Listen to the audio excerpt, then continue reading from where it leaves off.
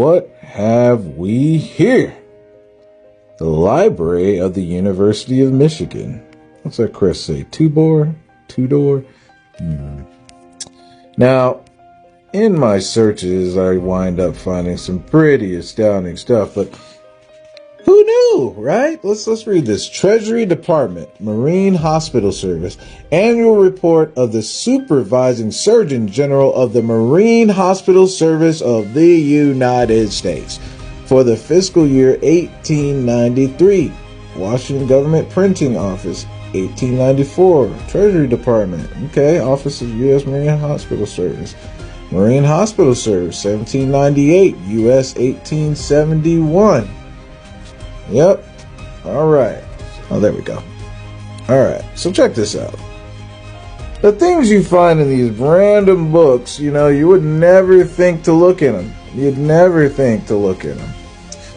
Let's see here. The Marine Hospital Service, character, nationality, and number of immigrants. 1,414 immigrants left this city for the United States between July 10th and July 31st, 1893, of which 564 went by the Anchor Line steamships and 850 by the Allen Line. Okay. Mr. John Atchison kindly furnished me the following table of the steerage passengers on the vessels of the Anchor Line. Nationality: Russians, British, Italians, Hungarians, Germans, Austrians, Scandinavians. I requested the Allen Line to give me the same data, but they replied they kept no record of their steerage passengers and were therefore unable to tell me their nationality. The proportion of continental immigrants carried by them is, however, much greater than shown in the above table. Most of these foreigners are Jews. They are a dark, swarthy race with long, black, unkempt hair.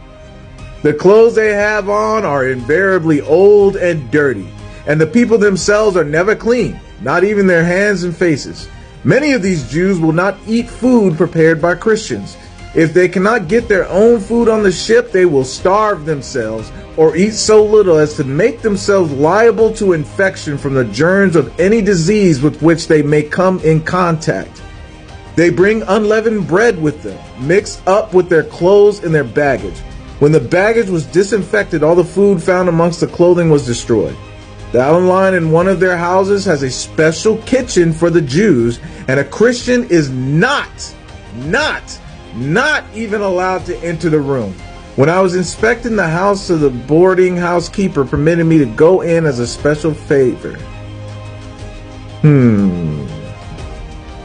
He said all that about us, but then he turns around and says the British immigrants are desirable people to have in the United States. They are, as a rule, clean and healthy and should make good citizens. Most of them go as second cabin passengers to avoid the trouble of passing through the immigration office in New York, and also to keep from mixing with the continental immigrants on the steamer. You want to know another interesting thing in this book? It says that we, instead of going to the more rural areas, we decided to stay in the city with the rest of our peoples, even though we were poor in that area. Yeah, that's in here. Amazing what you find in these books. Amazing.